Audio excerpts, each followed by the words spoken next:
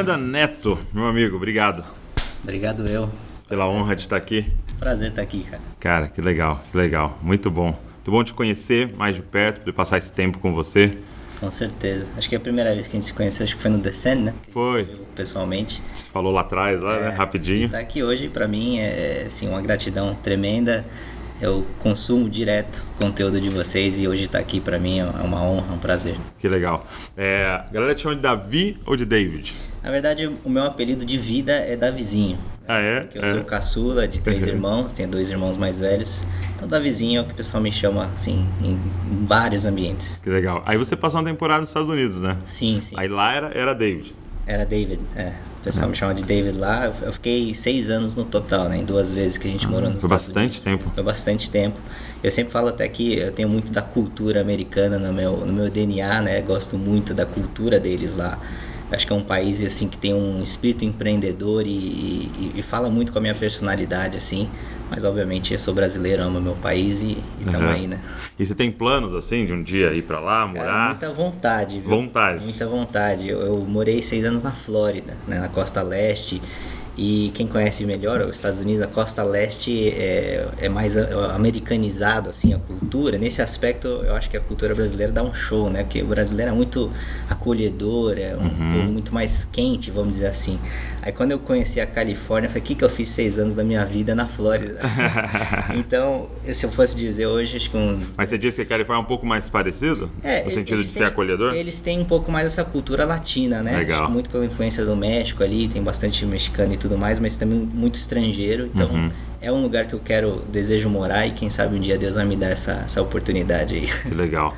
E é muito louco essa dinâmica, né, da nossa vida com Deus, disso que você falou, né? Tenho vontade, mas entender e descobrir a vontade de Deus, né? Para que a gente não haja pela alma, mas faça aquilo que Deus quer, né? Eu sempre falo pra galera, cara, eu acho que um desafio nosso é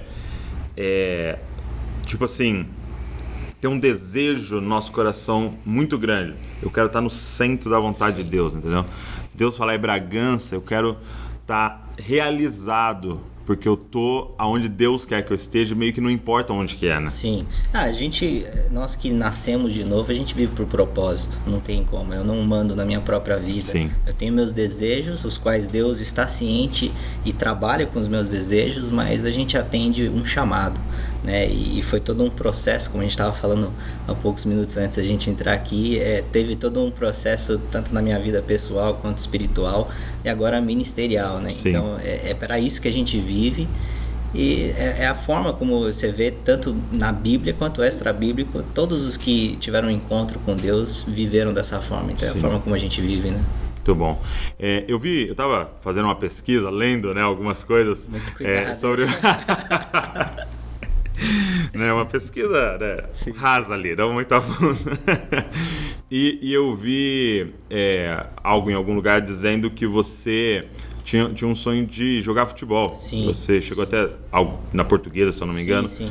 Como é que foi esse processo? Essa é verdade. E eu acho que é o lugar que eu costumo começar quando eu estou contando a minha história de vida. E como eu falei, é muito difícil separar a sua trajetória pessoal de vida com aquilo que você viveu com Deus, com seu ministério. Então, eu sempre, como a maioria das crianças brasileiras, tinha um sonho de jogar futebol. Eu lembro que na minha infância, né, meu herói era o Ronaldo, o fenômeno, né? Ele marcou várias gerações, na verdade. E até os 18 anos de idade, esse foi meu sonho de vida, era o meu chamado, assim, que eu sentia que era isso que eu fui feito para fazer, porque eu fazia bem, né? Ok. Pela habilidade. Pela habilidade. E com 18 anos de idade eu parei os meus estudos, porque não tinha como conciliar jogar futebol e estudar. Eu estava no high school ainda, eu estava na escola, não tinha entrado na Aí você estava fora do país? Não, eu estava no Brasil. Ah, tá. Eu estudava numa escola americana. Ah, tá. E eu fiz uma peneira, foi 6 mil moleques, passou eu e mais um. Uau. E eu entrei nos juniores da Portuguesa e foi assim, o ápice da euforia na minha vida e tal. E essa época eu já vejo Deus agindo na minha vida. Desde essa época eu não conhecia Jesus ainda, de ter tido um encontro com Ele. E eu fiquei 6 meses na Portuguesa. E essa época é importante falar que meu irmão estava prestes a se casar. Eu tinha 18, ele tinha 19. E minha mãe, como qualquer mãe, muito preocupada com o seu filho, né? Ela entrou em oração na madrugada pelo casamento do meu irmão. E foi exatamente na época que eu estava jogando nos juniores da Portuguesa, e Deus não falou nada com ela sobre o meu irmão, falou sobre mim. Uau! Ela, acho que foi na segunda ou terceira semana de campanha na madrugada que Deus falou para ela essas exatas palavras. Deus falou para ela: o Davi não será bem sucedido no futebol, ele voltará a estudar. E ela me falou isso, ela me trouxe essa palavra e falou: olha filho, eu sei que dói, porque você está vivendo o seu sonho. E na época eu fiquei triste e tal, mas não dei muita importância. Mas passou 2 semanas, eu rompi o ligamento do joelho. É mesmo? Tive que operar o joelho, 7 meses de fisioterapia, e foi um baque, assim, né? O sonho de infância acabou, aquilo que eu achava que eu tinha sido feito para fazer na vida não ia dar certo, e foi a época que eu entrei em uma espiral, vamos dizer assim, e foi a época que eu mais me distanciei da igreja, né? Daquilo que eu sempre tive fé no meu coração. Eu nasci e cresci num berço cristão, vendo tudo que eu vi na igreja Deus e Amor, é impossível não acreditar em Deus. Só que foi a época que, quando eu tive o meu sonho de infância destruído, vamos dizer assim, foi uma época de uma amargura muito grande na minha vida. Fiquei muito triste, eu não cheguei a entrar em depressão. Mas foi uma época que você desanda, assim, né? Você se distancia daquilo que você acredita, da sua fé, e voltei a estudar e tudo mais. Mas assim, foi esse o início da minha trajetória, do meu chamado, do meu despertamento, porque nisso tudo Deus já estava trabalhando na minha vida, né? E depois disso eu voltei a estudar e entrei na faculdade. E foi aí que Você fez faculdade do quê? Eu fiz administração de empresas, né? Eu vou ser sincero, Por quê? Muito naquela lá de eu não sei o que eu vou fazer, então eu vou fazer. Administração. Eu acho que isso é clássico, né? É o Coringa, Lira. Mas já foi um direcionamento na minha vida, porque à medida que eu comecei a fazer administração, eu comecei estágio. E foi quando eu tive um direcionamento para o mercado financeiro. E eu sempre tive um cérebro muito matemático, né? Eu sempre gostei de números e tudo mais. E foi a segunda questão na minha vida que eu falei: não, acho que foi para isso que eu fui criado. E eu comecei a fazer carreira no mercado financeiro, trabalhei em corretora, fundo de investimento e tudo mais. Isso já era um direcionamento da minha vida, por mais que eu ainda não tinha tido um encontro com Deus e nascido de novo. E eu vivi no mercado financeiro aquilo que eu estava correndo atrás da minha vida, de conquistar coisas grandes. Acho que sempre foi uma parte do meu perfil de conquistar coisas. Eu sou uma pessoa que busco e corro atrás daquilo que eu vejo como objetivos ideais na vida, né? Entendi, você gosta de pôr meta na frente. Exato. E seguir. Desde criança. É mesmo. Até os 18 anos era o futebol. E é uma característica muito do atleta, né? Interessante. Sim.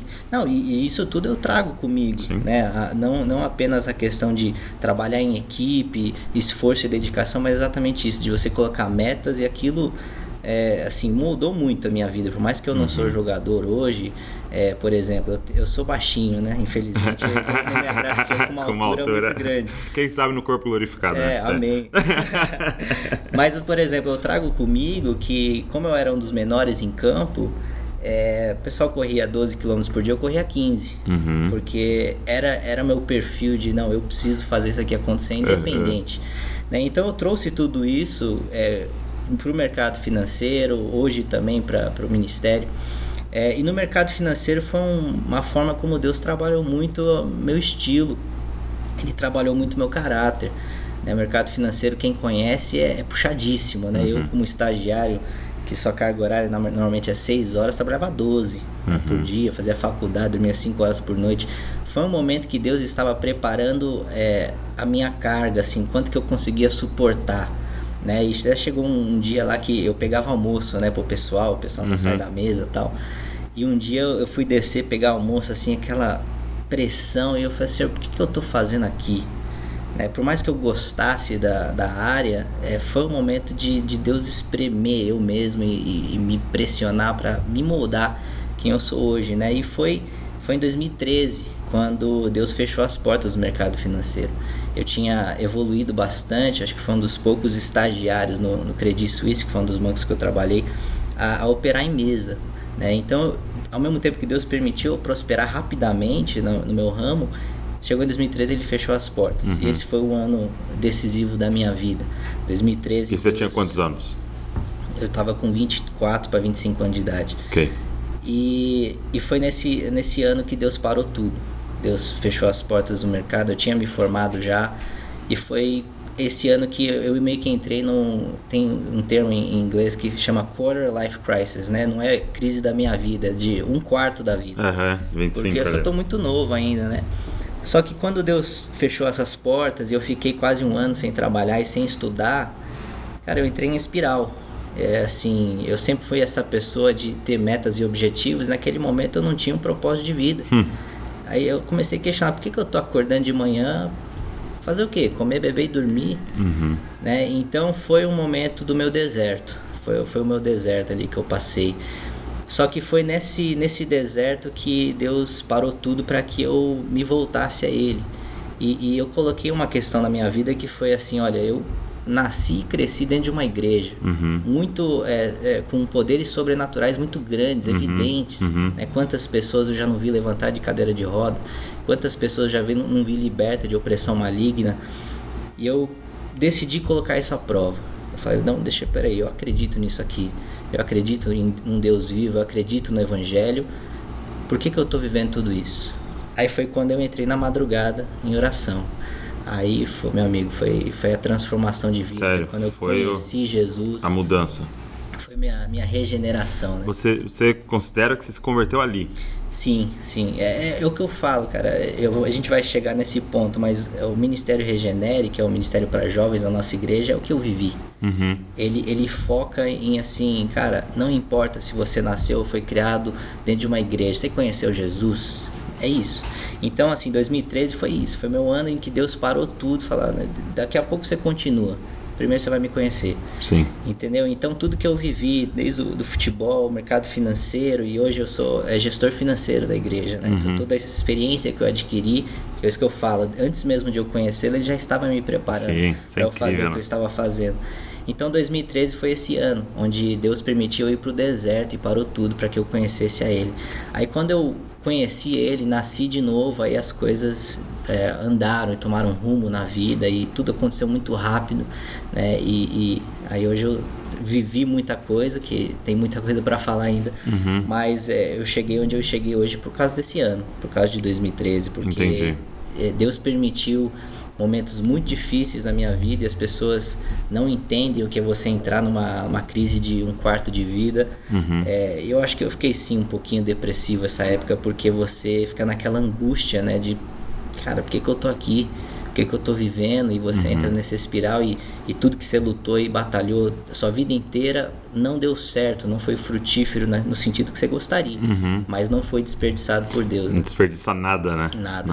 Nem acertos, nem erros, né? Deus, ele usa tudo, né? E cara, é incrível como é importante, como são importantes as crises, né?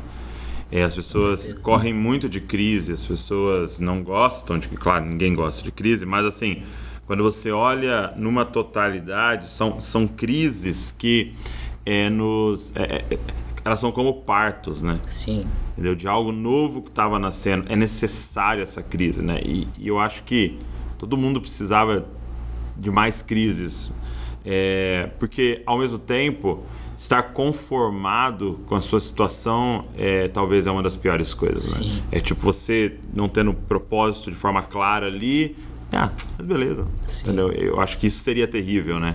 Então essa crise é fundamental. E foi nessa época que, exatamente em cima disso, você começa a questionar os porquês da sua vida. Você não está mais sendo simplesmente pelas circunstâncias, você está vivendo por oportunidade. Você está vivendo, você começa a viver em cima do porquê. Por que eu tô aqui? Por que eu deixei de fazer aquilo? Estou fazendo isso? Então foi nessa época que, à medida que eu entrei na madrugada, e eu acho que, para mim, pelo menos, foi muito em cima do ditado popular, né? Quanto mais eu oro, mais assombração eu vejo. Porque no primeiro momento, as grandes experiências da minha vida foram com o inimigo, né? Deus demorou a falar comigo. Deus demorou bastante a falar comigo. Aí, essa época, eu ouvia muito o David Wilkerson, né? Que foi um cara que moldou muito. Especialmente por eu ter vivido nos Estados Unidos, eu considerava ele um grande homem de Deus, e foi...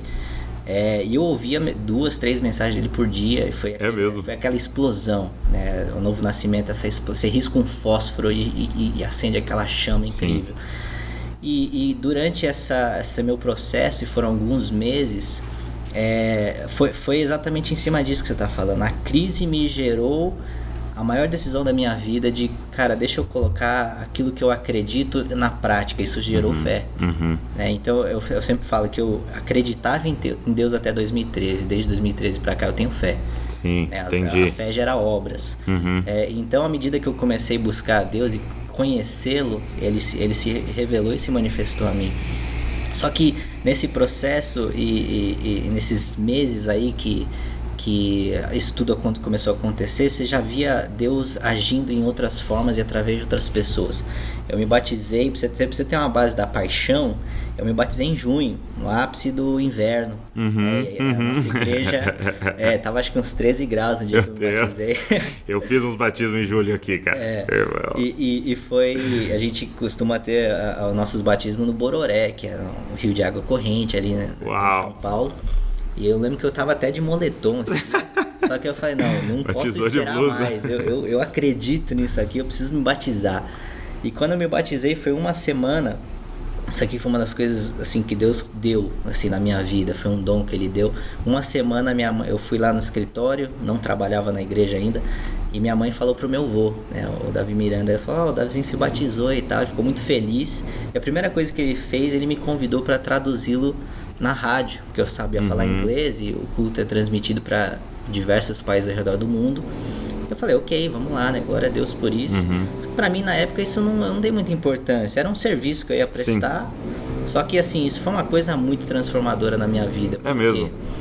Até essa época, claro que eu sabia quem meu avô era, o grande homem de fé que ele foi e tudo mais. Só que foi um momento que Deus usou para transformar meu paradigma de quem ele era. Porque até então... Que sentido? Eu conhecia ele muito mais como o pai da minha mãe. Como meu avô. Com quem eu ia na casa dele, jantar e... Ele como todo vô. Me dava bombom escondido antes da janta. Esse era o vô que eu conhecia, entendeu? Só que nesse 1 ano e meio, mais ou menos, que ele faleceu em 2015... de eu traduzir ele aos domingos na rádio, foi essa mudança de paradigma. Eu traduzindo ele, primeiramente foi uma honra ter feito qualquer coisa ao lado desse grande homem de fé que a gente conheceu, Davi Miranda, um dos grandes homens de Deus do século XX, eu digo assim, porque assim, o que Deus fez através da vida dele foi espetacular. Só que ao traduzi-lo na rádio, Deus falou comigo diversas vezes. Ele começou a me mostrar o que era a fé. Porque quem conheceu meu avô sabe que ele foi um homem muito simples. Ele tinha a 4ª série, ele era do interior do Paraná e veio para São Paulo sem nada. Começou a pregar o evangelho na Praça da Sé, na Garganta. Né? E hoje as pessoas veem uma igreja Deus e Amor com quase 20 mil templos ao redor do Brasil e quase 100 países ao redor do mundo. Acho que foi tranquilo. Ele ficou 2 anos, ele, a mãe dele e a irmã dele orando. 2 anos. Né? Então, assim, Deus começou a me mostrar o que era a fé. Aquilo que ele tinha conquistado pelo poder de Deus e que daquilo ele não tinha capacidade de fazer tudo aquilo. E teve um dia que eu até compartilhei, né, o Theo me chamou para Israel em 2019, eu esqueço que a gente está em 2021 já. E eu compartilhei isso lá no tanque de Bethesda. O Theo falou, olha, o legado do seu avô e da igreja que Deus deixou através de vocês é milagres e maravilhas, então o tanque de Bethesda você vai trazer uma palavra. Olha, que legal. E eu trouxe uma palavra em cima desse tempo que eu passei traduzindo ele na rádio. Teve um dia que ele não era um grande exegeta, um teólogo, ele estava pregando. E normalmente depois da pregação ele separava um tempo ali de oração por milagres, curas e maravilhas. Mas nesse dia não tinha chegado esse tempo, esse horário do culto. Ele estava pregando e eu estava traduzindo lá. Eu lembro até hoje que era uma luta, porque ele não dava tempo da gente ficava correndo. Animadaço. Você tem que correr para, né? Mas assim, glória a Deus por tudo isso. Esse dia ele parou a mensagem no meio e a gente ficava no estúdio, não ficava no templo. Um estúdio com vários intérpretes e tal. E eu lembro que eu estava ouvindo, não conseguia ver o que estava acontecendo. E ele parou a mensagem no meio, imagino eu que ele viu alguém de muleta. E ele parou a mensagem no meio e ele perguntou, olha, você quer andar agora? E assim, templo lotado. Centenas de milhares de pessoas ouvindo no rádio, no Brasil e ao redor do mundo. Ele parou a mensagem no meio, você quer andar agora? Acredito que o homem sinalizou. Ele falou, então solta a muleta e anda. E o cara andou. E nesse dia, pra mim foi, cara, isso aqui é fé. Porque e se não é da vontade de Deus de curar esse rapaz? E se o rapaz não anda? Você cai. mancha o nome dele, mancha o nome do ministério, mancha tudo, cara. Só que ele tinha tanta convicção no Deus que ele servia, tanta convicção que Deus queria curá-lo, que ele tomou esse passo de fé. Fé é risco. Então, essa experiência e diversas outras experiências que eu tive traduzindo o meu avô na rádio, me mostrou o gigante da fé que ele foi, que eu não conhecia esse homem. Eu conheci engraçado, né? Talvez quem tá mais perto era quem tava menos vendo. Porque tudo na vida é perspectiva. Sim. Quem olha de fora enxerga só o ministerial. Eu enxergava o pessoal. Sim. Né? Então, isso tudo culminou em 2015. Na verdade, em 2014 eu tive um convite já para começar a pregar. Minha primeira pregação foi no interior de Guarulhos. Tinha 20 pessoas, uma igrejinha na estrada de terra, e glória a Deus por tudo isso, porque foi muito bom. É um início louvável de você começar pequeno, né? Sim. E eu já tinha começado a pregar, só que em 2015, quando ele faleceu em fevereiro, teve o funeral, né? O velório lá. Foram 3 dias que a igreja esteve lotada. 72 horas, de manhã, tarde, noite e madrugada. Eu ia te perguntar uma coisa, a sede cabe 60 mil pessoas? Não, eu acho que isso é um pouco exagerado. Eu acho que, na verdade, são 20 mil cadeiras, eu acho que a gente já colocou umas 35, 40. Ah, tá, ok. 60, eu acho que a pessoa dá uma forçada. Dá uma forçada.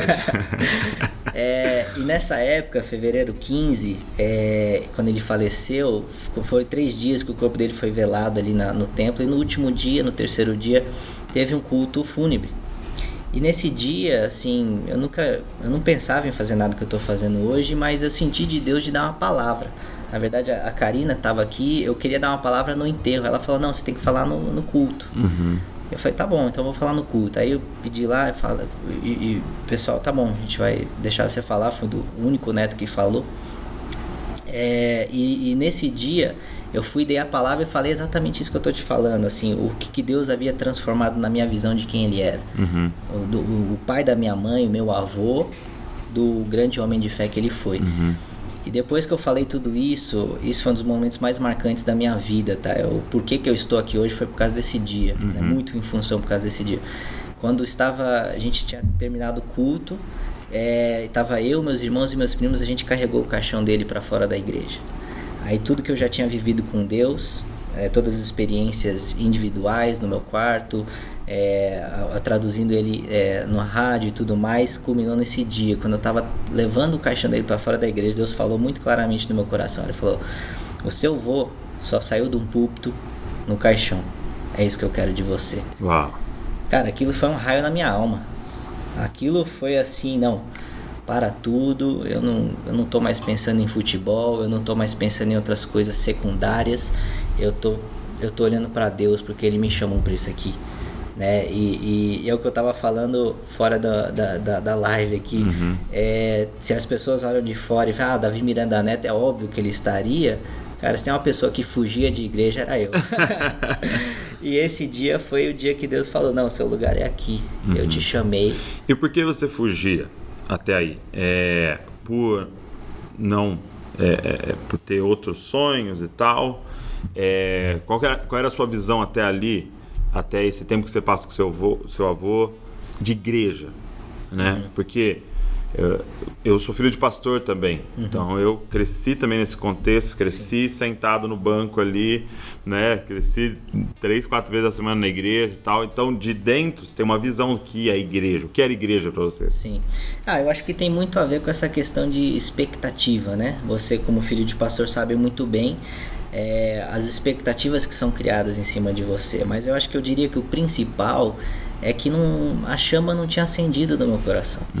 Então, assim, primeiro eu tinha o sonho do futebol e depois do mercado financeiro. Então, assim, eu estava vivendo muito mais para mim do que para Deus. É o que a gente falou no início. Hoje a gente não vive para nós, a gente vive para Deus. Então, eu fugia de igreja não no sentido que eu não queria nada com Deus. Eu sempre acreditei em Deus. Eu sempre quis viver com Deus, mas eu não via aquilo como meu estilo de vida, minha profissão, vamos dizer assim. E meu principal foco de vida era muito mais aquilo que a grande maioria pensa, que viver com Deus é ir no culto de domingo, né? E de segunda a sexta você faz o que você quer fazer da sua vida e constrói sua vida. Só que Deus mudou esse paradigma da minha vida. Então, uma vez que eu tive um encontro com Ele, conheci Jesus, falei, cara, isso aqui é mais importante que qualquer coisa. Sim. Né? A gente a nossa vida é muito frágil, que a gente tem 70, 80 anos na Terra. Então, assim, quando eu conheci Jesus e tive esse encontro, cara, me trouxe um senso de propósito. Sim. Deus me trouxe Ele preencheu a lacuna que foi criada em 2013. Ele me respondeu a pergunta, por que eu tô vivo? E deixou um tempinho aí. Exato. Então, assim, Deus, ele respondeu. Legal. Tudo isso, entendeu? Então, por isso que eu fugia de igreja, porque eu não me via, eu não tinha a paixão que meu avô vivia. Entendi. E eu olho pro meu avô, e ele vivia aquilo. Sim. Ele comia, bebia, dormia e ia pra igreja, entendeu? E eu lembro que eu só conheci uma vez que ele tirou férias, ele foi visitar a gente nos Estados Unidos uma vez, ele me falou uma coisa muito interessante que hoje eu entendo. Na época eu não entendi. Ele falou, eu não me sinto bem tirando férias. Eu falei, sério, vô, por quê? Porque tem almas perecendo. Uau. Eu falei, cara, hoje eu entendo. Uhum. Hoje eu entendo essa chama que queima no coração e hoje, assim, eu tô ultra sobrecarregado porque você tem o trabalho, né, profissional, da gestão financeira e tudo mais, e você tira o seu fim de semana para fazer a obra de Deus. Então, né, tava falando, tô precisando de férias, na verdade. Sim. Só que você tem um combustível, que é a paixão por Cristo. E você mostrar para o mundo, cara, a maioria das pessoas não encontraram o seu propósito, a maioria das pessoas não encontraram o seu Criador. Uhum. Então, hoje, como eu tive esse privilégio, meu maior combustível é falar para o mundo que isso existe, falar para o mundo que você não está aqui para ganhar dinheiro. Esse é somente um veículo. É bom ser próspero financeiramente, claro, só que não é para isso. Mas para quê, né? Não é para isso que a gente está aqui. Uhum. Porque assim, você vê e quanto mais você vai ganhando idade, eu tô com 32 anos, por mais que aparenta ter menos, né? A gente fala que eu tenho um cara de igual eu tenho 32 e aparento ter 40. Então assim, você vai lidando cada vez mais com conceitos tão grandes da vida como a morte. Uhum. Esse ano passado agora, 2020, quantas pessoas foram embora, cara? Sim. Então assim, quando você começa a olhar para essas coisas, a conta não fecha se você não coloca Deus na equação, se você não coloca a eternidade na equação. Então, uma vida sem Deus é uma vida sem propósito. Sim. Então assim, isso tudo me motivou a fazer o que eu tô fazendo hoje. Muito bom. Cara, que história incrível. Então, 2015, seu avô faleceu e foi uma forma muito repentina, né? Não era nada que estava doente. Sim, e tal. Foi um infarto. Uhum. E hoje é a sua avó que está à frente? Sim, a minha avó é presidente. Meu pai e minha mãe são diretores deliberativos, eles tomam uma decisão e tem toda uma diretoria executiva. Uhum. Que é como se fosse um presbitério. Isso, exato. É que, cara, é uma coisa que eu tenho trazido para nossa igreja, assim, como é uma realidade tão grande, é um universo. A Igreja de Deus e Amor é um universo. Tem gente que vive dentro da Deus e Amor a vida inteira e não conhece outras igrejas. Uhum. Isso é uma coisa que eu vejo como algo que a gente precisa melhorar, porque o evangelho, ele tá aí pelo Brasil, cara. Sim. O Brasil é um país avivado já, de último censo aí. Por que a Igreja de Deus e Amor não se relaciona com outras igrejas? Assim, existe uma explicação lá nos seus primórdios? Por que isso foi estabelecido? Sim. Cara, eu acho que vem de toda essa cultura que ela é muito forte, uma cultura muito forte da questão de crenças. A Igreja de Deus e Amor tem algumas crenças muito fortes e algumas coisas eu vejo como completamente boas, outras como ruins, que precisam mudar. Então, qualquer igreja que acredita um pouco diferente, ela não queria se relacionar. Okay. Eu acho que muito no zelo e na boa vontade de não se contaminar, vamos dizer assim, mas eu não enxergo dessa forma. É claro que a gente vê uma pluralidade no corpo de Cristo, né? A própria Bíblia diz isso. Né? Então, desde a igreja primitiva, né? A própria palavra diz, né? Alguns são de Timóteo, outros são de Paulo. Cara, a igreja é assim. Né? E eu acho que foi muito isso, que acabou que criou-se barreiras que eu vejo como ruins, né? De você não se relacionar com outras igrejas e muitas vezes até chegar ao extremo de não reconhecer algumas outras igrejas como irmãos. Okay. Cara, eu acho isso péssimo, a gente Sim. precisa melhorar isso porque isso não é bíblico. A Bíblia fala sobre a pluralidade do corpo de Cristo. Sim, e tudo isso que a gente enxerga, né? Então eu vejo tudo isso como algo que a gente precisa evoluir, né? Então eu acho que, e também a gente vê toda a evolução da igreja no sentido de que Deus tem feito muita coisa. Eu acho que já falando um pouco do meu chamado, um pouco do meu ministério, é muito disso, assim, as pessoas às vezes se prenderam tanto à figura do meu avô que elas acham que o evangelho precisa ser exatamente como ele fez, cara, mas a gente não tá mais em 1962, quando a igreja foi fundada, a gente tá em 2021.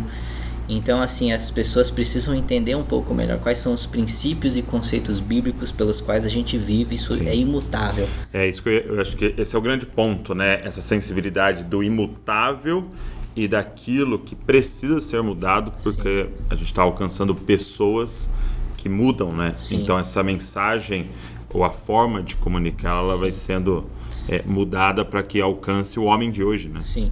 Logo que o Regenera, ele não foi uma iniciativa minha, tá? Não? Não foi. Foram 3 vezes que Deus falou muito claramente comigo sobre um trabalho com jovens. E foi progressivo. 2 das 3 vezes eu estava no meu escritório, não estava numa vigília de oração, nada disso, né? O pessoal acaba levando para o misticismo. Uhum. E eu estava lá no meu escritório, trabalhando, e a primeira vez Deus, né, sentiu o Espírito Santo descer na sala, você começa a sentir aquela glória, não, Deus está aqui, está falando. E Deus me mostrou um evento com jovens. Okay. Só que foi tão forte que eu precisei parar de trabalhar. Falei, cara, vamos almoçar, porque eu não estou conseguindo trabalhar e tal. A gente foi almoçar, eu falei para ela, isso foi setembro de 2017. Eu só tava pregando fim de semana, eu achava que aquilo era meu ministério e amém. Uhum. A segunda vez foi mais ou menos em novembro de 2017, mais ou menos uns 2 meses depois da primeira vez. E foi a circunstância muito parecida. Eu estava também no escritório trabalhando. E essa segunda vez Deus chegou e me mostrou um projeto com jovens. E amém. Falei, cara, Deus está me chamando para fazer uma coisa com jovens. E amém, beleza. Continuei minha vida e tal. Às vezes Deus precisa falar mais de uma vez, né? Nas nossas zonas de conforto. A terceira vez eu tinha saído de férias, eu estava voltando pro Brasil. Eu não tinha voltado a trabalhar ainda e foi em maio de 2018. Eu estava em casa, eu estava no Instagram da Elevation Church, na Carolina do Norte. Eu estava vendo lá o Instagram e o Espírito Santo desceu na minha sala ali e Deus falou muito claramente, olha, é isso que eu quero de você, uma cultura baseada no meu amor e graça. Mas, cara, depois dessa terceira vez, eu precisava fazer uma coisa. Aí, junho de 2018, eu passei esse projeto na mesa da diretoria. Eu não sou diretor, né? Muita gente acha que eu já sou presidente, o pessoal fala isso. E eu passei isso. Eu falei, gente, exatamente em cima disso que a gente está falando. O pessoal confunde missão e método. Uhum. A nossa missão não vai mudar nunca. Nunca. A gente quer trazer o evangelho cristocêntrico, a gente quer trazer salvação para almas mediante a palavra de Deus. Só que o método, cara, 2020 eu vi um meme muito engraçado. Pastores em 2010, não, porque a internet é do diabo. 2020, bem-vindo ao nosso culto.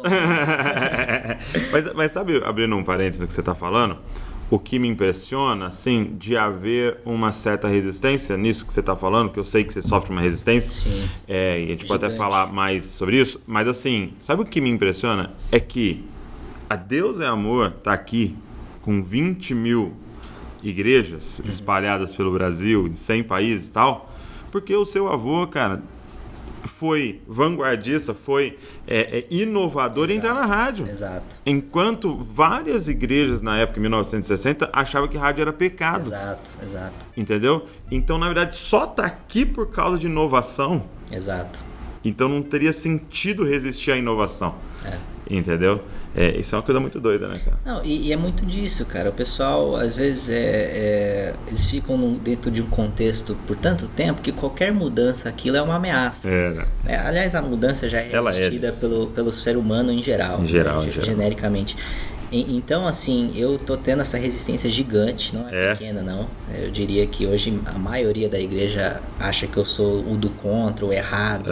Hoje, porque eu sei que existem esses 2 grupos, né? Sim. Um grupo que quer uma mudança, um grupo que não quer. Sim. A maioria porque resiste. a maioria, cara, assim, são discípulos do meu avô, né? E ele era um homem diferente de mim. Aliás, eu fiz a minha comunicação ativa, eu tô falando publicamente. Eu não sou meu avô, cara. Não espere que eu seja o missionário Davi Miranda.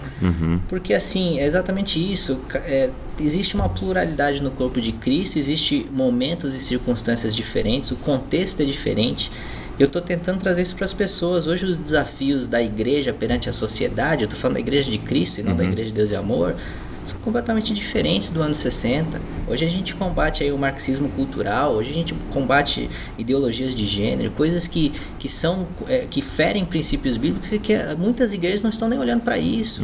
Né? Então, assim, as pessoas se apegaram ao método e não à missão. Né? E enquanto elas não entenderem que o método vai sempre mudar, a sociedade vai mudar, e a missão continua a mesma, só que de uma forma diferente, vai continuar tendo essa resistência. Só que a minha grande frustração é que é uma igreja tão grande e a figura do meu avô era tão forte, porque assim, as coisas que Deus fez através dele, ele foi um gigante da fé. E eu não acredito que eu vou ser tão grande quanto ele, pelo que Deus fez na vida dele, e nem a minha pretensão, só que as pessoas não entendem que eu estou atendendo um chamado. Eu sei o quão louco é um ministério Regenere dentro da Deus e Amor. Eu não sou bobo. Eu enxergo, eu tenho olhos, então você sabe, então. Só que as pessoas acham que eu estou fazendo por espontânea vontade, ou porque é minha vontade. Não, é um chamado de Deus. E assim, por que eu falei que o Regenere é aquilo que eu vivi? Porque aquilo que eu vivi até 2013 é o que eu enxergo na grande maioria, pelo menos na nossa igreja. Tantas pessoas dentro da nossa igreja, a gente tem milhões de membros que nunca conheceram Jesus, cara. Que conheceram um sistema, Uau. Que conheceram crenças, que conheceram uma forma de viver ou de se vestir. Cara, quando eu conheci Deus, um Deus criador, um Deus que não cabe dentro da nossa cabeça, um Deus transcendente, eu falei, cara, Deus, ele não se explica. Uhum. Deus não foi feito para a Igreja de Deus e Amor no Brasil. Deus foi feito para o mundo. Sim. Na verdade, o mundo foi feito para Deus. É o contrário, na verdade. Então, assim, quando você conhece esse Deus, você se desprende de método, você se desprende de época, você vê que Deus age... Né? Eu sempre brinco que até jumento Deus usou. Sim. Entendeu? Então, assim, quando você conhece esse Deus, você se desprende desse contexto que você tá. Deus me deu uma graça de enxergar o evangelho ao redor do Brasil e do mundo. Deus me conectou com tantas pessoas fora da nossa igreja, coisas que muitas pessoas dentro da nossa igreja nunca tiveram o privilégio de ter. Então eu enxergo o evangelho hoje com muito mais extensivo e expansivo do que muitas pessoas acreditam que ele seja. Entendi. Engraçado que você fala isso porque eu sinto que eu tenho um chamado muito parecido com o seu. Não é um chamado evangelístico para fora, né? É um chamado evangelístico para dentro. Exato. Né? Com as pessoas que estão dentro do nosso contexto cristão evangélico e que nunca tiveram encontro com Jesus ali dentro, né? Pregar o evangelho para evangélicos. Eu estava lendo um livro chamado Caminhos Esquecidos, até quero te dar de presente depois, e ele diz, o autor diz que tem 2 tipos de apostolado, ele fala, né? Que tem o Petrino de Pedro e o Paulino, né? Então você vê essa diferença do apostolado de Pedro sendo chamado para dentro, Sim. Né, de Israel. Então ele vai para falar com os judeus sobre o Messias dos judeus, entendeu? Sim. E já o Paulino é para fora, né? É para aqueles que talvez nunca tinham ouvido falar do Deus dos judeus, entendeu? Sim. E aí é uma outra dinâmica de alcance, né? E o que você está descrevendo é esse chamado para dentro, né? Tão importante. E eu vejo como os dois têm desafios, né? Sim. Porque esse aqui de fora não tem contexto, né? Você vai falar para ele, Deus, às vezes nem crê em Deus, né? Esse de dentro já tem contexto, mas o grande desafio desse de dentro é que muitas vezes ele não acha que ele precisa, né? Sim. Então, o convencer que precisa antes é muito complexo. Se eu fosse ter que falar, pelo menos pelo tudo que eu vivi até hoje, eu diria que o pra dentro é mais difícil. Sim, é a impressão que dá. Minha opinião, pelo menos, né? Não sou o rei da verdade.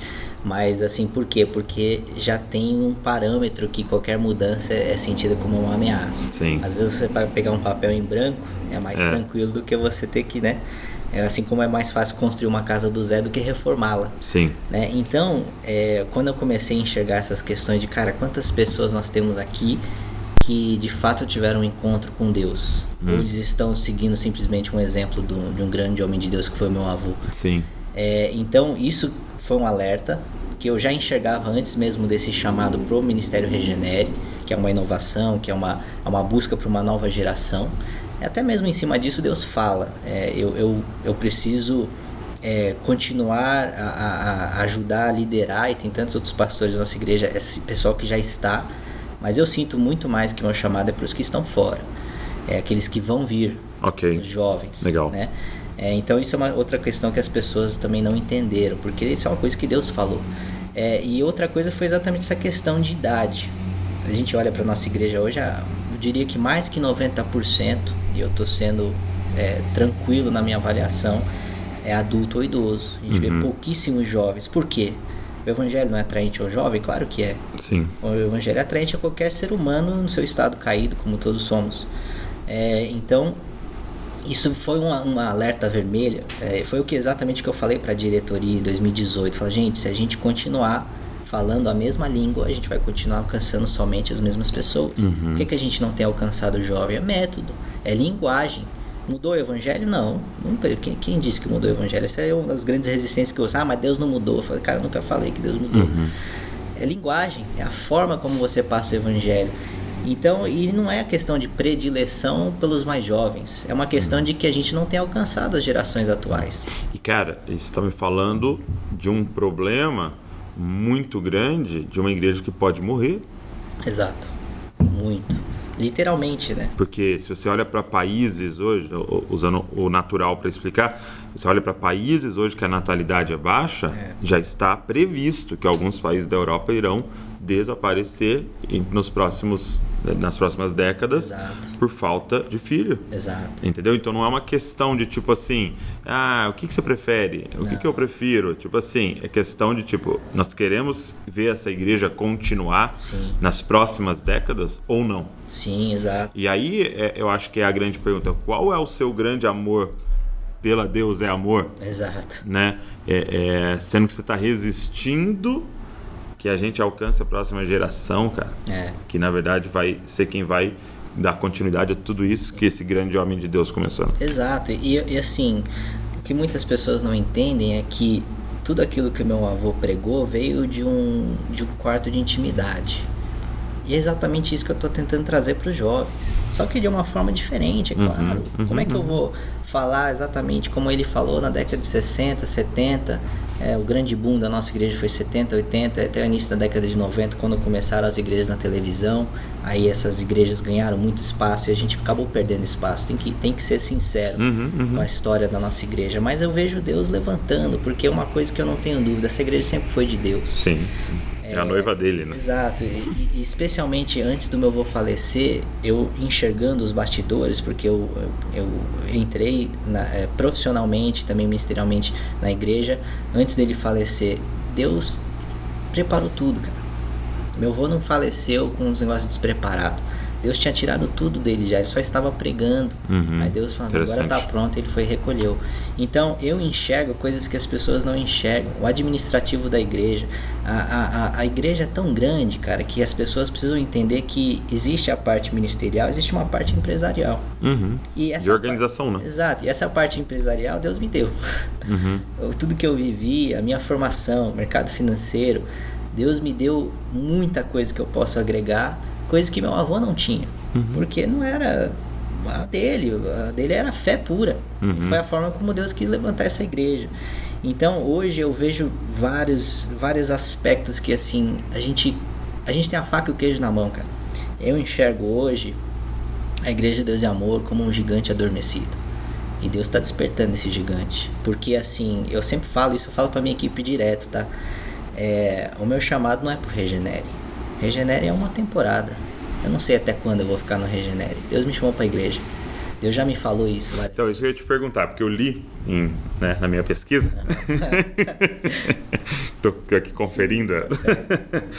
É de que a sua avó, publicamente, um dia, numa ministração, ela falou que você seria um sucessor. Sim. Que Deus havia falado com ela, usou até o exemplo de Davi da Bíblia, né? Sim. E falou que você seria o sucessor. Isso realmente aconteceu? Aconteceu. E qual é o tamanho dessa pressão em cima de você? Quase nada, né? Tô brincando. Foi muito interessante, porque isso é uma coisa que acho que é a primeira vez que eu vou falar isso em público, tá? Okay. Até porque já teve várias coisas que aconteceram, mas a primeira pessoa a me falar isso foi a minha esposa, Karina. A gente estava orando, a gente não era casado ainda, a gente estava orando, a gente estava namorando, meu avô era vivo ainda, e ela começou a orar e Deus começou a falar comigo através dela, e ela ficou até com medo de falar, porque foi muito forte. Ela falou assim, eis que eu vejo uma sucessão do seu avô.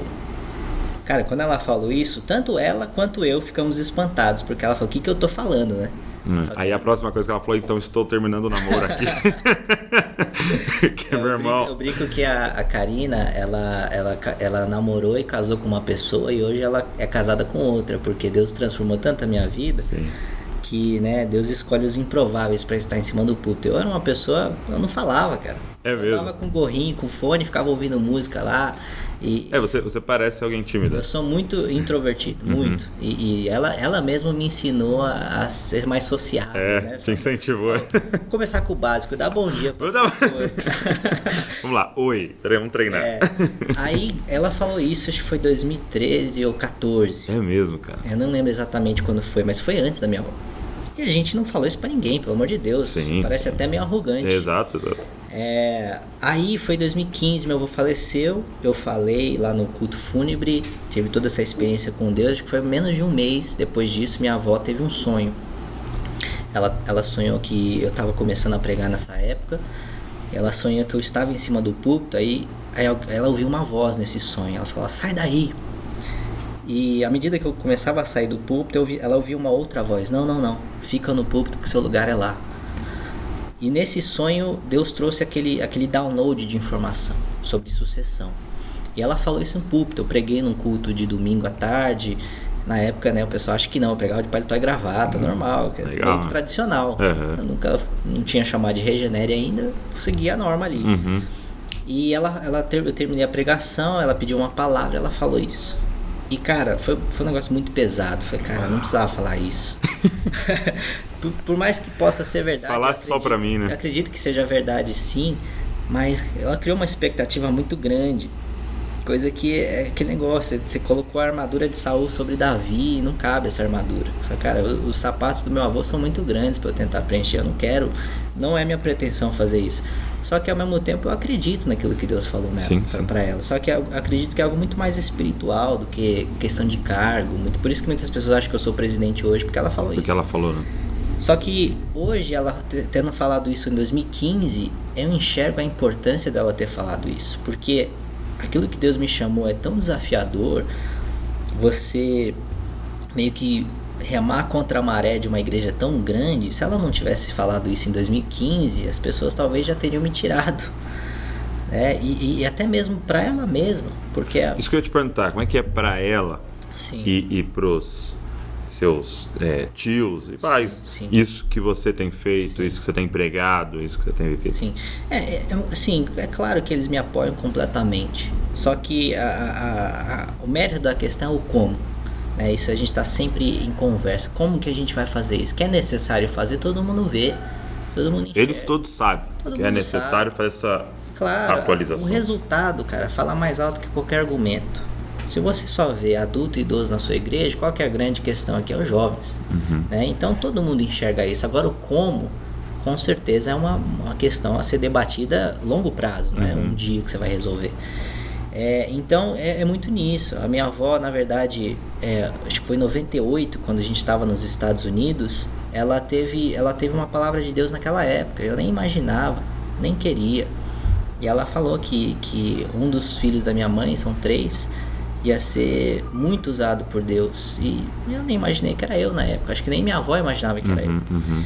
Então, assim, tudo isso foram respaldos que Deus deu para agora, porque é claro que minha avó, ela é conservadora, ela viveu juntamente com o Davi Miranda toda essa época, então o método para ela já está estabelecido e ela está entendendo agora que o método se muda para alcançar ela a juventude. Tá entendendo? Interessante. E é claro que você enxerga assim aquele desconforto, é claro. Eu sei disso. A pessoa acha que eu sou cego, que eu enxergo. Que você é menino, né? Tá fazendo, não tô vendo nada. mimado aí, foi só porque tem um nome. Eu falo, até brinco que o nome e sobrenome eu nasci certo. Porque o meu pai não se chama Davi. Isso que eu ia te falar agora, isso, porque tem o Davi filho, né? Mas não é o seu pai, né? Não. Seu tio, né? E até a questão do meu nome, cara, olha que interessante isso. Na época teve tipo uma certa resistência ao meu pai me chamar de Davi, porque ele não se chamava Davi. Então o pessoal queria seguir a tradição. Só que meu pai não, vai ser Davi, pronto, acabou. Então até nessa época eu já vejo providência de Deus. Total. Né? Então assim, você vê que é graça pura, cara. Isso tem uma coisa que eu gosto de pregar sobre a graça de Deus, porque às vezes a gente foca muito naquilo que a gente pode fazer, só que aquilo que Deus já fez por nós e continua fazendo é tão maior, cara. Sim. É tão magnífico que eu tô ali pela graça de Deus, né? As pessoas acham que eu caí de paraquedas. Não, Deus me pôs, né? Então, não é fácil, cara, não é fácil. Assim, o meu chamado, ele é muito desafiador, só que isso também me chama para um lugar de dependência. Sim. Com certeza. E é interessante a semelhança, a história de Davi, né? Porque acontece a mesma coisa, assim, né? Você tem Samuel vindo e falando publicamente uma parada, né? Então você imagina, na frente de todos aqueles irmãos, com certeza essa notícia vaza, né? E tipo assim, você aqui vai ser o futuro rei. Cara, não precisava. Só que mas acho que ele pensou, não precisava, fizesse no quartinho ali, escondido. Mas, e no outro dia, nada muda, né? Esse que eu acho que é o grande desafio, porque ela deve ter falado isso num dia e no outro dia nada mudou. Exato. Você continua na posição que você tá e tal, e demora 15 anos, em média, para ele se tornar rei, né? De Judá. Exato, de Judá. Israel, né? 20 anos para Israel. Então, assim, você pensa... tudo que ele teve que passar para prepará-lo para essa posição, né? Eu creio que é exatamente o que está acontecendo com você. E cara, você vê, assim, Deus ele trabalha de formas misteriosas. Por mais que ele nos fale, nos dá a direção, o como ele nunca fala, ele vai falando aos poucos. E quando eu olho para, assim, o Regenere está aí ativamente 1 ano e meio, né? Então é muito pouco tempo para a proporção que ele já ganhou. Né? O Regenere ganhou um destaque assim absurdo dentro da igreja, e todo mundo tá falando do Regenere, por mais que muitos mal. Bom ou mal. Faz parte. Só que assim, eu levanto algumas questões que Deus ele trabalha de várias formas. Eu sempre trago que quando Deus age, ele cumpre vários propósitos com uma ação só. Aí eu trago, por exemplo, a primeira live que a gente fez na vida. Primeira live, final de agosto 19, pouco antes de ir para Israel. Aí a única coisa que eu falei, eu acho que eu fui infeliz nas minhas palavras, eu falei que Jesus não andou de paletó e gravata. Não andou de paletó e gravata. Não, até porque nem existia na época. Sim. Cara, subiram um vídeo lá com letras grandes bem na minha testa, assim, amarelo, fim da doutrina. Okay. Cara, deu quase 1 milhão de views esse vídeo. Mano, os caras são bons de clickbait, hein? Exato. Cara, eu recebi ameaça de morte. Você tá brincando? Ao redor do Brasil. Esse mundano vai destruir a igreja. Cara, eu te confesso que várias vezes eu fui lá na passagem aérea e falava, cara, eu pego uma passagem só de ida pra fora do Brasil e não volto nunca mais. Várias vezes. Um parênteses aqui, vou fazer uma pergunta antes de você continuar. Como é que é pra Karina isso? Então, é muito disso que eu falei, né? Ela comprou comprou gato por leve, né? Porque, assim, se eu não esperava isso, quanto mais ela, né? A gente nunca casou com essa pretensão de liderar nada, cara, eu queria viver minha vida tranquila ali. E eu falo que existe uma grande bênção no anonimato, né? As pessoas não sabem o quão trabalhar das 8 às 5, ir pra casa. As pessoas não sabem a bênção que isso é. Então é muito difícil para ela, né? E a gente estava até falando que para essa parte Deus está chamando ela também, porque Deus não chama pessoas, Deus chama famílias, né? Sim. É difícil, porque o nosso contexto ele é muito difícil. Qualquer coisa que é diferente, você vai ser apedrejado, cara. Você vai ser apedrejado. E eu sabia disso, só que é o que eu falei, pela época que a gente está vivendo, existe sim um certo vácuo de liderança pela imagem que meu avô tinha. Por mais que tenha vários outros líderes na nossa igreja, ele orava e levantava 50 paralíticos, não tem como, né? A não ser que Deus queira fazer isso de novo, eu acredito que ele queira. Então, assim, qualquer nome que se destaca tem uma expectativa muito grande, e se você não for o Davi Miranda, cara, você vai ser apedrejado. Então não é fácil, cara. Se pra mim não foi fácil, imagino pra ela, né? Assim, e você lê os comentários, as coisas? Eu já fiz muito disso. Hoje eu tô me abstendo. Criando uma política aí de... assim... eu acho que é importante pra você, tipo, ter noção do que tá acontecendo. Exato. Claro, você não viver num mundo de Bob, né? O que estão falando, porque se tem uma pessoa que pensa 2 vezes, sou eu. Assim, cara, tá muita gente falando uma coisa, eu sempre coloco em questão a minha perspectiva. Será que eu não tô enxergando algo? Isso é uma coisa que as pessoas não entendem, especialmente líderes internos, né? Diretores e pastores e tal. Muita gente acha que eu vou fazer e pronto, acabou. Não. Tem uma mulher lá, uma diretora que tem um relacionamento muito íntimo, não diria íntimo, mas próximo comigo. E várias vezes ela me chamou para conversar e falou, Davi, isso aqui não é pecado, mas vai pegar mal. Eu fui e mudei. Uau. As pessoas acham que eu não sou essa pessoa. Inflexível, né? Eu sou muito flexível, porque se tem uma coisa que Deus me deu essa vida, é entender que tudo na vida é perspectiva. Sim. Eu não sou o rei da verdade, não pretendo ser, e seria arrogância e um erro fatal achar que eu sei tudo. E assim, ao mesmo tempo que Deus me deu todo esse contexto evangélico fora da nossa igreja, e eu quero caminhar em algumas direções nesse sentido, algumas coisas são aproveitáveis, outras não. Eu entendo também todo o nosso contexto, eu entendo também tudo que a gente viveu, como que a gente precisa tratar com as pessoas. Então tem muita coisa hoje que eu não faço no Regenere, que seria muito efetivo para o jovem, por respeito aos que estão. Só que as pessoas acham, eles não enxergam isso, elas veem um vídeo, o fim da doutrina na internet e pronto, já fizeram minha caveira e não vai ter o que eu falar que vai mudar isso. Sim. Então é um contexto difícil, cara, mas ao mesmo tempo Deus tem dado muita graça, assim, né? Foi um ano e tanto de aprendizado, de você ganhar uma musculatura espiritual. Existe também toda a resistência espiritual que a gente vai ganhando força e com a resistência e tudo mais, você vê que Deus ele age em todas as frentes, emocional, espiritual, de liderança, de experiência, cara. Foi um ano dificílimo, sim. Só que experiência eu ganhei bastante, né? E você vai sendo moldado, né? Deus vai te moldando dessa forma. E você prega toda semana?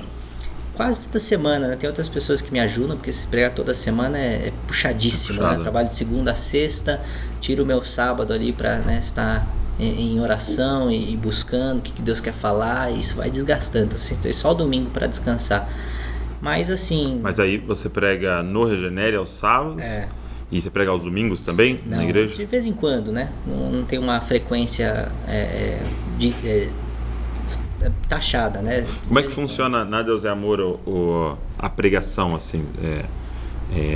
Tem uma escala, tal, a galera que vai pregar? Acho que é muito no tete a tete ali, mediante convite. Tem alguns já mais residentes, vamos dizer assim, na sede.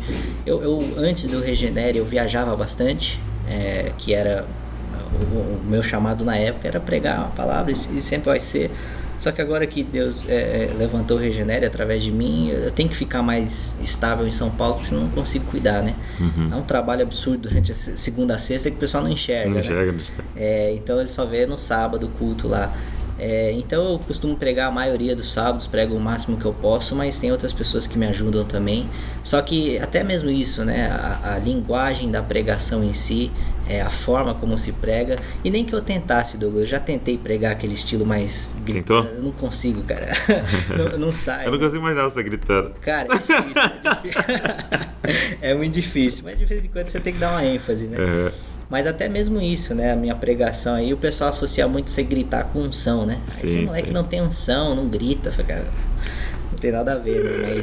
Mas amém, cara, tem sido um desafio grande, mas ao mesmo tempo você sente que Deus tem direcionado tudo, né? Sim. Ao mesmo tempo eu olho pro ano de 2020, cara, o quanto que Deus tem mexido na igreja, em lideranças, assim, eu sempre falo, o Regenere, ele é um ministério para jovens, ele não é a igreja inteira. E assim, as pessoas não enxergam isso, o quanto Deus tem transformado a igreja, Deus tem direcionado, especialmente na liderança. Então, assim, Deus tá mexendo, né? E hoje é só a sede? O Regenere é só na sede? Só na sede. Você ainda não tem ele em congregações? Até porque isso já foi estratégico. Primeiro que eu não faço nada mal feito. Isso é um perfil meu. Se for para fazer mal feito, não me chama. Não vai fazer. Não vou fazer. Então, eu poderia ter já lançado nível nacional? Poderia. Vai ficar ruim a qualidade. E segundo, essa questão que eu tô falando, eu conheço a cultura que eu tô. Eu sei que ele não ia ser aceito de primeira. Então, a sede já tem um certo avanço, o pessoal tem um pouco mais de protótipo ali, né? E eu tô ali, né? Então, assim, qualquer resistência e tudo mais, eu vou saber tratar e lidar. Então a ideia foi montar um projeto piloto, que é onde a gente está ainda hoje, né? O Regenere continua evoluindo e ainda tem muito que crescer, especialmente no quesito de cultura, mas ao mesmo tempo a gente já vê frutos, né? Os jovens que já estão cresceram espiritualmente, que é nosso principal propósito, e também tem outros aspectos, até mesmo a questão de lazer, que é necessário. As pessoas acham que isso não é necessário, mas senão o pessoal vai buscar lazer fora de um contexto de igreja onde pode se levar a pecados. E também tem a questão de que a gente vai estruturando isso para que quando for escalar, você já tenha um padrão. né? Então essa sempre foi minha ideia, por isso que muita gente já deseja o Regenere. Eu não diria que é unânime a resistência, não. Tem muita gente isso que eu ia te perguntar. Você tem líderes de jovens de congregações que não te pedem para levar? Gente, muita gente. Se eu quisesse abrir, sei lá, hoje 20 Regeneres ao redor do Brasil, eu conseguiria tranquilamente, porque existe esse desejo, existe essa lacuna.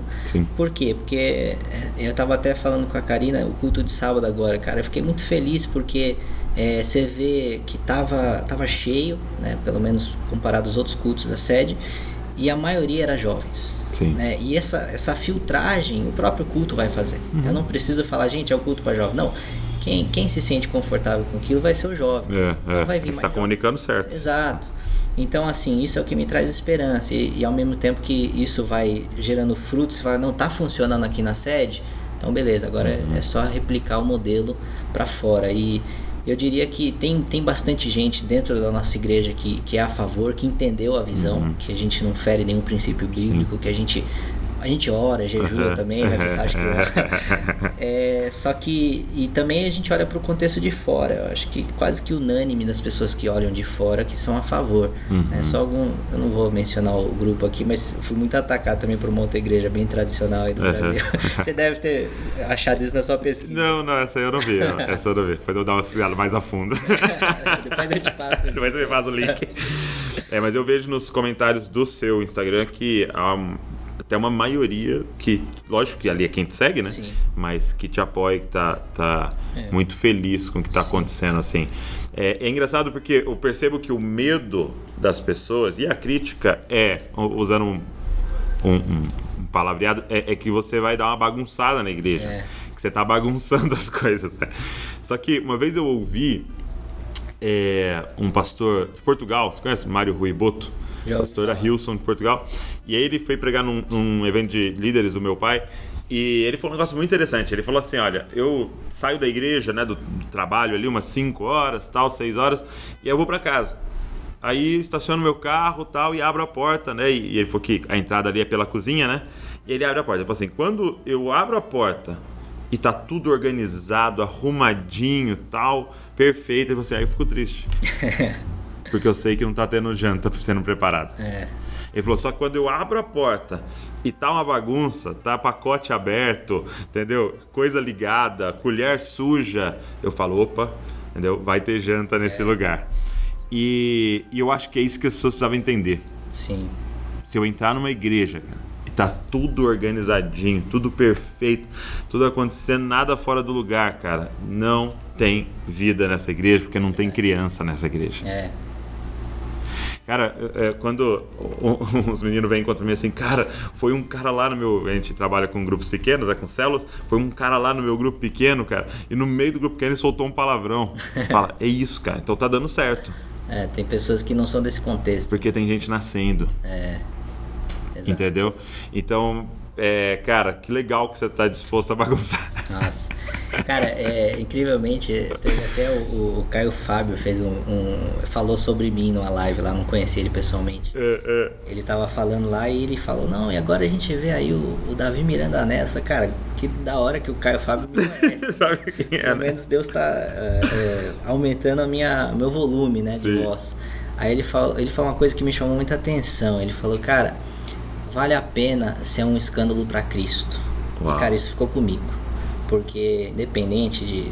Né, teologicamente, a gente nunca vai concordar 100% com ninguém. É difícil isso. O Theo Hayashi me fala isso direto. E o Theo tem sido um parceiro muito grande para mim.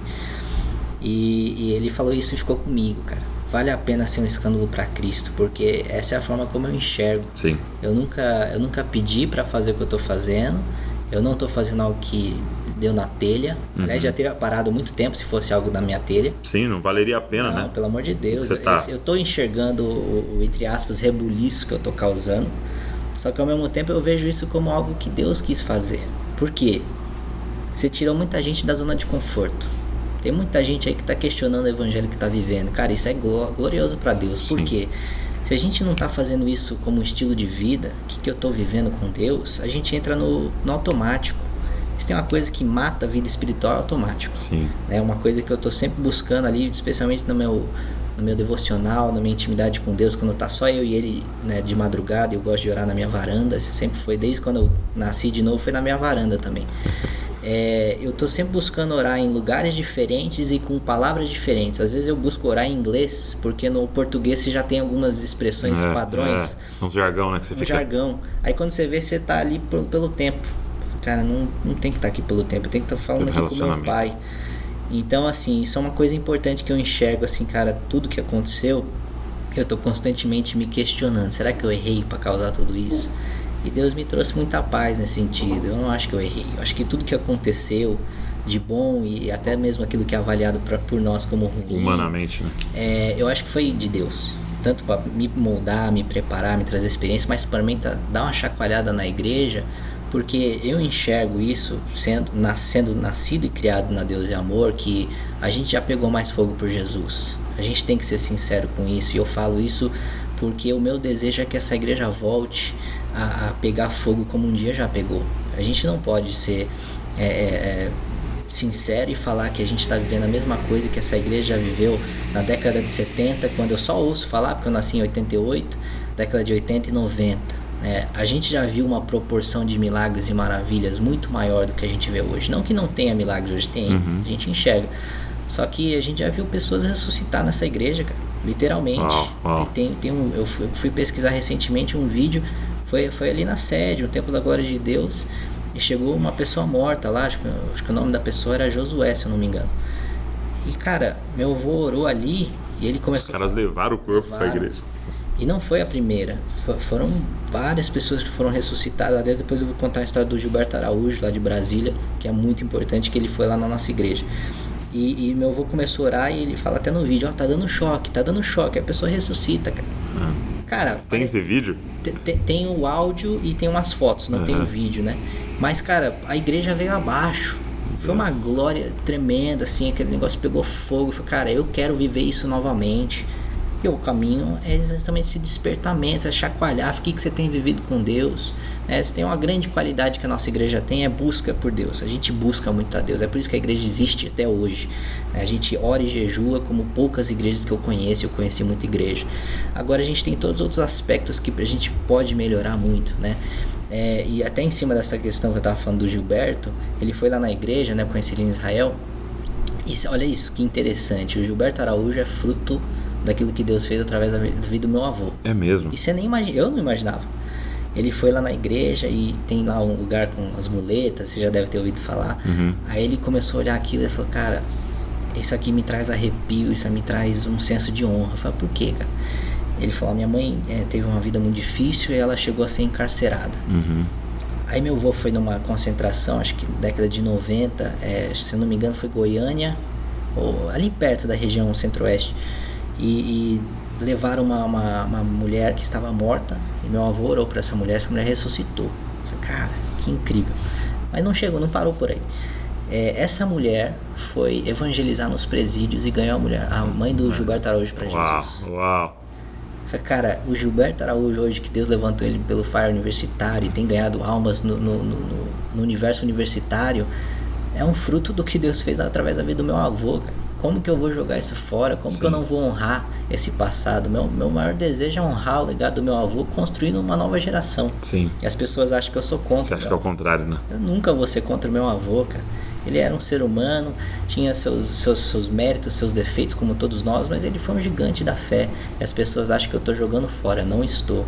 Eu estou honrando aquilo que ele fez, porque Deus me colocou do lado dele para mostrar quem ele era. Então o que eu trago para minha vida hoje é essa fé que ele tinha, essa fé inabalável, cara, que não tinha circunstância. Ele, cara, eu não posso falar com toda sinceridade que eu tenho a coragem de orar por um homem hoje para ele ressuscitar frente a milhares e milhares de pessoas, cara. Entendeu? Eu vou chegar lá, né? Amém. Mas assim, Deus tem trabalhado tudo isso. Então eu trago todo esse histórico para aquilo que Deus me chamou para hoje. Só que hoje eu enxergo um mundo muito diferente, que é a forma como Deus me chamou para o Regenere. Meu amigo, você me inspira muito, viu? Obrigado pela sua coragem. A sua coragem me inspira. Espero que esteja inspirando as outras pessoas que estão ouvindo. E eu acho que a grande lição que eu queria deixar para a galera, e foi um dos motivos de eu te trazer aqui, Porque uma das maiores demandas que a gente recebe é de pessoas querendo abandonar suas comunidades. E você tinha tudo para fazer isso. Tinha tudo, cara. Entendeu? Você é o cara que viu tudo, viu os bastidores, viu tudo o que acontecendo. E eu sei que você viu coisas certas, coisas erradas, coisas maravilhosas, coisas ruins. Você estava lá e era muito mais fácil você mudar de país. Exato. Ou ir para um outro lugar, fazer. Você tem claramente o dom da comunicação, você ia fazer, você ia servir a Deus, só que você escolheu, cara, ficar e participar daquilo que Deus quer fazer nessa expressão do corpo de Cristo, cara. E isso me inspira muito, me desafia muito. Espero que desafie a galera que está nos ouvindo, nos assistindo aí. Acho que é muito o que eu falei no início, né? Eu tinha tudo para sair, eu não precisava estar aqui, não dependo disso. Não precisava comprar essa briga, né? Só que aquele negócio, ó, tem uma chama que queima mais forte no meu coração. Por mais que toda resistência que eu encontrei, sendo apedrejado nível Brasil, né, eu fico imaginando o Neymar, né, apanhando nível global. Mas assim, a proporção que eu já tive já é suficiente pra você querer ir embora. Já, né? Mas, cara, a chama de Jesus queima no meu coração. Eu fui agraciado, Deus me declarou justo perante Ele, e isso é suficiente, cara. Jesus é suficiente. Então, meu propósito de vida é mostrar para as pessoas que elas podem conhecer seu Criador. Agora, o como, a missão, o método, tudo isso é secundário. E vamos em frente. Obrigado. Que honra. Obrigado mesmo. Deus abençoe você e não se esqueça, cara. Você é uma cópia de Jesus. Valeu.